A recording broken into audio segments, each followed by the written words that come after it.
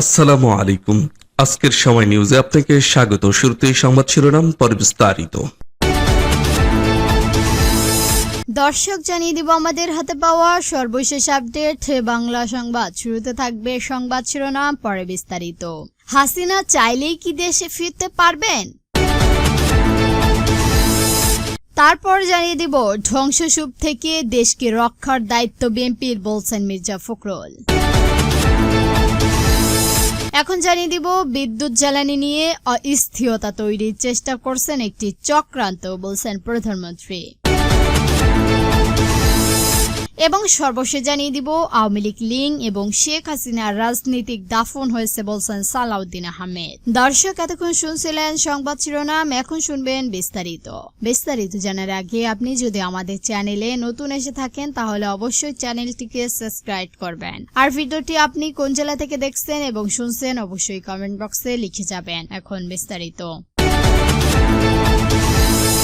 হাসিনা চাইলেই কি দেশে ফিরতে পারবেন? ভারতের দিল্লিতে শেখ হাসিনার সংবাদ সম্মেলনের পর তার দেশে ফেরার বিষয়টি নিয়ে নানা আলোচনা চলছে। তিনি আসলেই ফিরবেন কিনা, আর ফিরলে কবে ফিরবেন, কিভাবে ফিরবেন, ফিরলেই বা কি হবে, এই প্রশ্নগুলো আসছে আলোচনায়। জুলাই গণঅভ্যুত্থানে ক্ষমতাচ্যুত হয়ে ভারতে আশ্রয় নেওয়ার পর গত 2 বছর শেখ হাসিনা দেশে ফেরার বিষয়টি একাধিকবার আলোচনায় আসলেও এবারই প্রথম একটি সংবাদ সম্মেলন অনুষ্ঠান ভাবে এই ইচ্ছার কথা জানিয়েছেন তিনি। এদিকে শেখ হাসিনা যেমন দেশে ফেরার কথা বলছেন, অন্যদিকে দায়িত্ব পাওয়ার পর থেকেই বাংলাদেশের প্রধানমন্ত্রী শেখ হাসিনাকে দেশে আনার জন্য খুব হরতাল শুরু করে দিয়েছেন। অন্তর্বর্তীকালীন সরকারের সময়ও ভারতকে এই বিষয়ে কথা বলেছিলেন, চিঠিও দিয়েছিলেন, কিন্তু ভারত এই বিষয়ে কোনো কথাও বলেনি, এমনকি চিঠির কোনো উত্তরও দেননি। আইন অনুযায়ী নিজের থেকে শেখ হাসিনা দেশে ফেরার বিষয়ে কোনো বাধা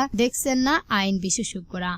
এই ক্ষেত্রে দেশে আসার পর আইনি প্রতিক্রিয়ার মাধ্যম দিয়েই তাকে যেতে হবে। অবশ্যই শেখ হাসিনা দেশে ফেরার বিষয়টি যতটা না আইডি, তার থেকে বেশি রাজনৈতিক বললেই মনে হয়। রাজনৈতিক এবং আন্তর্জাতিক সম্পর্ক বেশি প্রকাশ পায়। এছাড়া বাংলাদেশের ভারত দ্বিপাক্ষিক সম্পর্কের বিষয়টি এক্ষেত্রে গুরুত্বপূর্ণ বলেই মনে করছেন তারা। তখন আইনি নানা প্রতিক্রিয়া থাকলেও দিন শেষে দেশের অভ্যন্তরীণ রাজনৈতিক পরিস্থিতি এবং ভারতের সঙ্গে বাংলাদেশের কূটনৈতিক দেনা পাওনার উপর সবকিছু নির্ভর করে।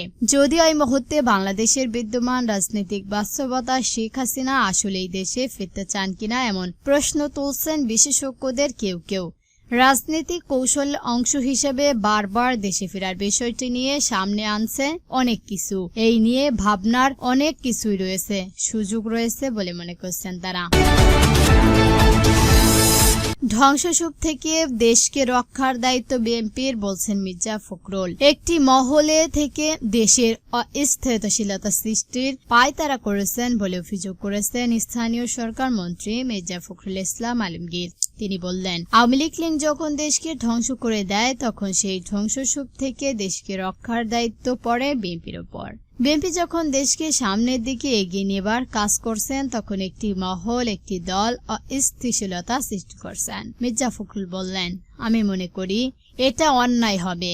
তারা এই কাজটি করেছেন দেশকে আবার একটা স্থিতিশীলতা অবস্থায় নিয়ে যাওয়ার জন্য।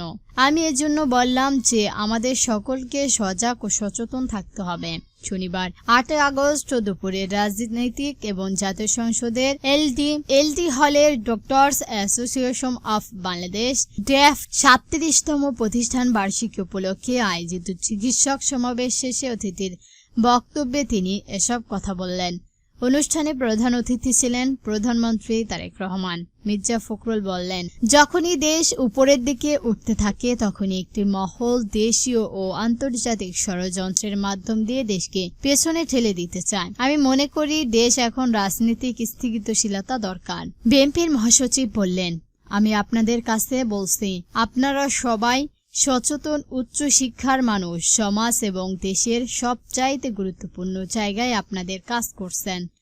আপনাদেরকে আজকের এই কথাগুলো জনগণের মধ্যে প্রচার করতে হবে যে দেশের জন্য দরকার রাজনৈতিক স্থিতিশীলতা এবং তারেক রহমানের নেতৃত্ব এবং বাংলাদেশের দরকার যে বাংলাদেশ আমরা নতুন করে একটা উন্নয়ন, মানবিক মর্যাদা ও সাম্যের রাষ্ট্র আমরা গড়ে তুলতে চাই, সমাজ গড়ে তুলতে চাই। তিনি বললেন, আসুন এই লক্ষ্যে আপনারা শপথ নিন। আমরা তারেক রহমানের নেতৃত্বে আবারও নতুন বাংলাদেশ গড়ব।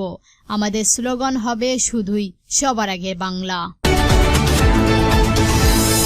বিদ্যুৎ জ্বালানি নিয়ে অস্থিরতা সৃষ্টি করছেন, এটা হচ্ছে একটি চক্রান্ত বলছেন প্রধানমন্ত্রী। অতীতে একটি নির্দিষ্ট মহলকে সুবিধা দেওয়া ও অপরিকল্পনা নানা কার্যক্রমের ফলে এখন বিদ্যুৎ ও জ্বালানির সমস্যা হচ্ছে বলে জানিয়েছেন প্রধানমন্ত্রী তারেক রহমান। শনিবার 8 আগস্ট সকালে জাতীয় সংসদের এলডি হলের ডক্টর অ্যাসোসিয়েশন অফ বাংলাদেশ ড্র্যাব এবং 37তম প্রতিষ্ঠান বার্ষিক উপলক্ষে চিকিৎসক সমাবেশে তিনি এসব কথা বললেন। প্রধানমন্ত্রী বলেছেন, জনগণের দোরগোড়ায় চিকিৎসা সেবা পৌঁছাতে দিতে বর্তমান সরকার 1 লাখ স্বাস্থ্যকর্মী নিয়োগ করতে যাচ্ছে।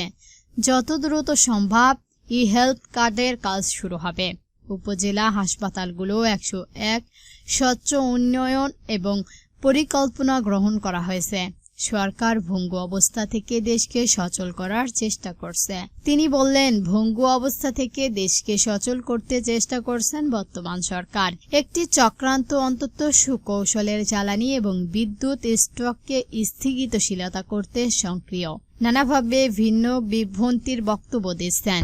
শিক্ষকদের রাজনীতির সঙ্গে সম্পর্কতা বিষয়ে প্রধানমন্ত্রী বললেন, একটি গণতান্ত্রিক রাষ্ট্রে যেহেতু রাজনৈতিক সিদ্ধান্ত প্রায় সব কাজকেই প্রভাবিত করছে, যেহেতু শিক্ষার্থী, শিক্ষক কিংবা পেশাজীবী সবাই যার যার মতদর্শী অনুযায়ী সচেতনভাবে সুসংগঠিত থাকবে, এটা কোনো অযৌক্তিক বিষয় নয়।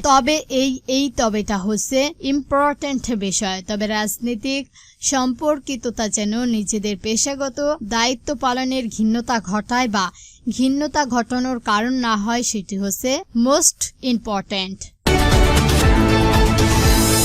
আওয়ামী লীগ এবং শেখ হাসিনার রাজনৈতিক দাফন হয়েছে বলছেন সালাউদ্দিন আহমেদ। বিএনপির স্থানীয় কমিটির সদস্য ও রাষ্ট্রমন্ত্রী সালাউদ্দিন আহমেদ বলেছেন, শেখ হাসিনা ভারতে বসে বাংলাদেশের গণতান্ত্রিক সংস্কৃতির বিরুদ্ধে, গণতন্ত্রের বিরুদ্ধে এবং এই দেশের মানুষের বিরুদ্ধে অস্থিরতা সৃষ্টির জন্য যে বয়ান দিয়ে যাচ্ছেন, সেটি আমাদের অভিযোগ। এই দায় ভারত এড়াতে পারবে না। তিনি বললেন, আমরা বলেছি আওয়ামী লীগ এবং শেখ হাসিনা রাজনৈতিকভাবে দাফন হয়েছে। দিল্লিতে বসে যদি রাজনৈতিক তৎপরতা চালান তাহলে সেটি বাংলাদেশ গণতান্ত্রিক সংস্কৃতির বিরুদ্ধে।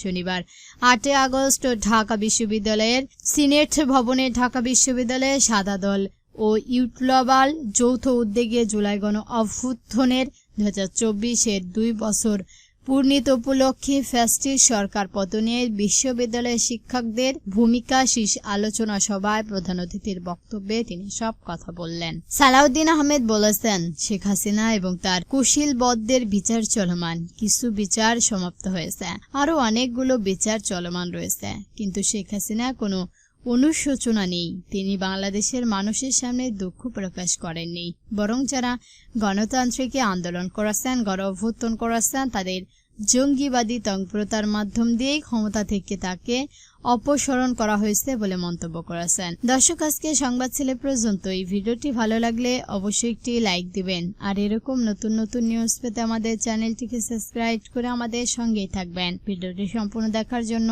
ধন্যবাদ।